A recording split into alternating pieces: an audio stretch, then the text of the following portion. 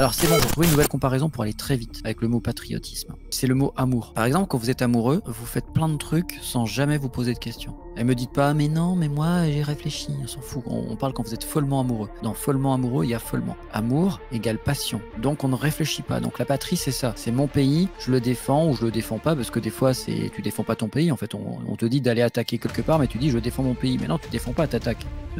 Bref, toujours est-il que là, tu réfléchis pas. D'ailleurs, les militaires, on leur demande pas de réfléchir. Patrie, attaque, d'accord. Et voilà, ça c'est amour. La patrie, c'est l'amour. Et après, quand ça fait un peu plus longtemps que tu es en couple, il y a toujours de l'amour, mais la raison est revenue. Donc ça, c'est mon cas pour la France. J'aime la France, ma patrie, mais je ne suis pas un patriote au sens aveugle. C'est-à-dire, je refuse d'adhérer à certaines idées de gouvernants en place et je dissocie le pays qui est le territoire avec les habitants qui n'ont rien demandé à personne et les gouvernants qui nous envoient au casse-pipe. Vous avez compris? Les États-Unis étaient vus pendant la Seconde Guerre, à la fin, quand ils débarquent en Normandie, tout le monde les voit comme des héros. Mais certains boys, on leur a vendu quoi pour venir en France? On leur a vendu du rêve. On leur a dit, en France, il y a des belles filles. On leur a pas juste dit qu'elles étaient belles et qu'il fallait les regarder. On a dit, c'est des filles faciles. Elles aiment ça. Vous avez bien compris quand je dis elles aiment ça. Et en fait, elles aimaient pas ça tant que ça, parce que certaines, elles attendaient leur mari pour aimer ça. Et soit un mari mort, soit un mari qui était pas encore arrivé, ou un mari blessé, ou elles attendaient le bon mari. Et là, c'était plutôt le Marines.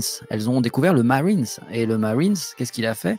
Il a usé de son pouvoir de soi-disant super-héros. Il s'est dit, les Françaises me sont redevables puisque j'ai sauvé la France. Je vais faire quelques coucheries par-ci par-là. Et il y a eu énormément de viols. Donc le héros était un violeur. Tous les Américains n'ont pas violé, mais voilà, c'est juste pour casser cette image binaire gentil-méchant. Il n'y a pas de gentil et de méchant foncièrement, sauf dans les films américains. On n'en a pas trop parlé parce que ça faisait tâche justement, parce que tout le monde était content que le héros américain ait sauvé la France. Il fallait pas non plus dire le héros américain a violé ma femme, quoi.